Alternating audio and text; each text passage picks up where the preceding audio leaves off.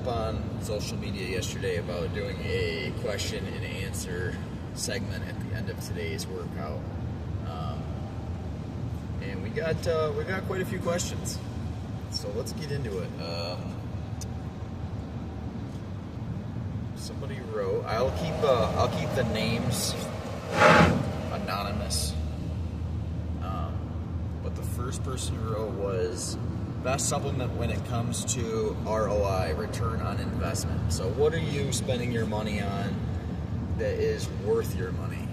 And as far as I'm concerned, there's only two answers to that question.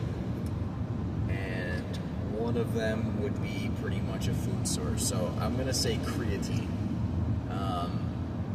Creatine monohydrate right around, I would look through them and see where they're tested and what they are, but you can get a good creatine for around $19, $20 up to $24 monohydrate, which is with 30 servings, sometimes more, sometimes 60 servings. So you're talking under $1 per serving. I don't think you can touch creatine with how long it's been backed by science, how many studies have been done on it, and how many studies are still being done on it. They're finding out stuff about creatine that we never even knew. So yeah, as far as return on investment, I don't think you can go wrong with either of the creatine sources, HCl, monohydrate. There's a couple different creatines now where they're doing like all of them in one. Like they're doing all the different types of creatines into like one pill or one supplement. That's for you to decide. I'd stick with monohydrate. Seems to be the most science-backed supplement of all time, period. The second part of the question was best all-around gym movement exercise. That is a tough question to answer. I would probably tell you the squat. Whether it's back squat or goblet squat, I think you're getting the most out of the exercise. And if you're asking upper body, then it's going to be even tougher because it's probably some sort of tie between dips and pull-ups. I would probably say pull-ups. If you can get somebody at a young age to start doing pull-ups, before they grow into their full body, and get them doing pull-ups and they can stay with it and be able to do pull-ups as an adult, that's a good thing. That's something special. So I would say the squat as far as a weightlifting movement, and pull-ups as far as a body weight movement. Yeah, that's right up there. Definitely at the top of the list. Then the next question. What was the next question we had? Best way to maintain and grow while in a calorie deficit. Should you change your workout for cutting? That's a great question. The first step would be to find out where your calorie deficit is and really narrow that in. And when I say narrow that in, find out what that calorie number is. There's calculators online. There's a million different methods to find it or get really close to it. But what I would tell you is I'd find what the number is. And the way I'd find it is do the calculator, do whatever you gotta do to find it. And then for the first few weeks, eat just under it. If it's 2,500, eat 2,400. And if you see even point whatever come off of the scale, then you found it. You found the mark. As far as holding muscle while in the deficit, I would say that obviously not going too far below the deficit is important. Doing too fast of a cut isn't going to be great. But if you can still go into a deficit and still meet your protein goals, which would be, a gram per pound of body weight, and, your hitting every muscle group twice a week, you're going to keep it. And if you stay locked in, you're going to keep it. If your protein's right. And I would say that if you do anything, like a lot of people train body parts once a week, I would say that if you go into a deficit and you have the time and the resources to do it twice a week, definitely think it's worth it. Plus, you're burning more calories at the end of the week when you add it all up. So, yes, you can hold it. You can hold muscle in the deficit. Of course, stuff like creatine is phenomenal.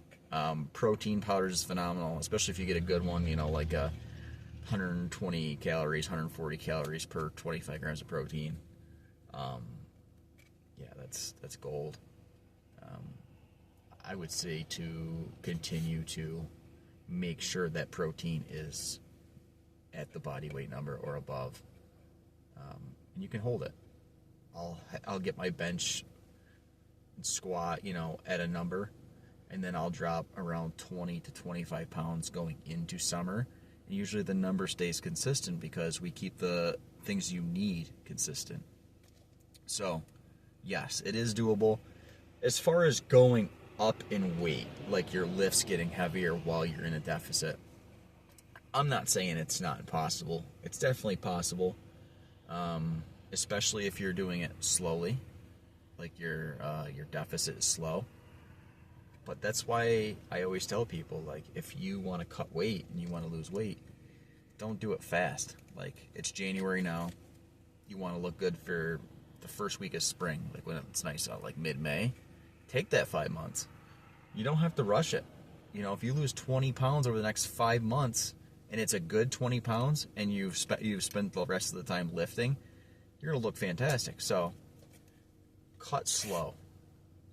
Don't dive into it. Don't try to lose 25 pounds in 2 weeks because your lifts are going to suffer.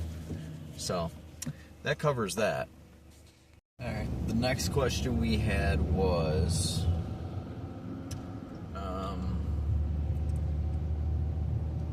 they worded it kind of goofy, but it's pretty much, can you outwork a bad diet? And the answer to that question is, it kind of depends on your definition of a bad diet. And it also depends on your definition of what your goals are. If your goals are weight loss, I would probably tell you no. Because you can spend a long time in the gym and burn 400 or 500 calories. And people always like to say, oh, I worked out today, I'm going to treat myself. Don't. You imagine spending 2 hours in the gym and you burn 500, 600 calories, and then you have 2 Reese's peanut butter cups from Dollar General on the way home, and they're $2.20 a piece, $2.30 a piece. Pretty much just killed the workout as far as weight loss goes. Unless you're already in like a large deficit going into that. But at the end of the day, it comes down to calories in, calories out. And if you really are like dead set on losing weight, and you're not eating a decently clean diet, it's gonna be really hard to outwork it. It's gonna be really hard to find yourself in the deficit at the end of the day, unless you're running for 24 hours a day, which nobody is. So I would say no. As far as if you're looking to build muscle, I think you have a little more leeway. Even if I wouldn't even call it bulking, like you do burn a lot of food off when you're active, but when you're lifting weights and you're lifting weights consistently, your metabolism is through the roof. And even at my age, I'm 33, like when I'm hitting the gym for anywhere between 60 and 90 minutes, most of the time it's weightlifting stuff, as you guys know. You can get away with eating pizza and chicken wings, whatever, because it's not that big of a deal. But, all of a sudden I start taking weightlifting out of it, and I don't have my days consistently. All of a sudden I'm looking and going, oh man, the scale's going up. So your body will adjust to your activity. If you are active every day and you're lifting every day, your body's going to burn that much. But you got to be honest with yourself. And the other thing is, I'll just throw this in there, is 90% 90% of the people's diets that I look at when they tell me what they eat, it's really hard to get through the day if you have drinking calories. Look at the back of your drinks. Stop drinking stuff with calories. Like, just drink some tea, drink some water, drink some coffee, preferably black, but even a little creamer isn't going to be that many calories. But when you sit down and people are like, well, I had a Coke with lunch, and then I had a Gatorade, well, there you go. You're already at 400, 500 calories, which is the equivalent of like a Big Mac. You don't even realize it. That's a huge problem, because people want something good to drink. And yeah, it's hard to get into a deficit or stay at your calorie limit if all of a sudden you've had 2 drinks and you're already, halfway through your calories for the day. Then you go, man, I'm hungry. Well, start the day with water. Most energy drinks are 0 calorie, 5 calories. Most black coffee is between 0 and 5. Coffee with creamer is like 25, 30 calories. But like a Gatorade, some of the Gatorades are like 280. I know a lot of people who drink soda in the morning. That can be a dark slope that you slide down. So I would tell you, and if you don't like any of those, there's a lot of good supplements out there for morning. A lot of caffeine supplements made of green tea, this and that, and yeah, supplements are a joy now. When I started taking like supplements from like GNC and Vitamin Shop, everything you bought tasted awful. Everything, like 2008-ish. So we're talking, close to, I don't know, we're working in on 20 years. Everything was awful. The creatines were awful, the pre-workouts, the proteins. It all just tasted, you just drank it as fast as you could and just forgot about it. Now, if you weren't drinking the stuff then, you don't know how good the stuff tastes now. The stuff now is delicious compared to then. I haven't come across some sort of workout drink where I've been like appalled in a long time, which is a good thing. They figured out how to make them. So, as far as back to the question while I'm rambling, can you outwork a bad diet? No. I would try to keep a good amount of the day clean. It's all about calories in, calories out. Like I said before, find the deficit and go from there. So, all right. So I thought I had this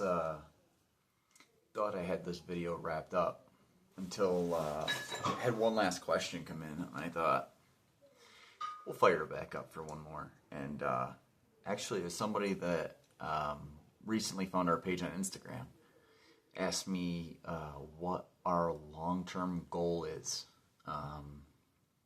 for the page. And I thought that was interesting because it took me a while to think about it. And I know the original idea of the page was to bring as many people to the gym as possible.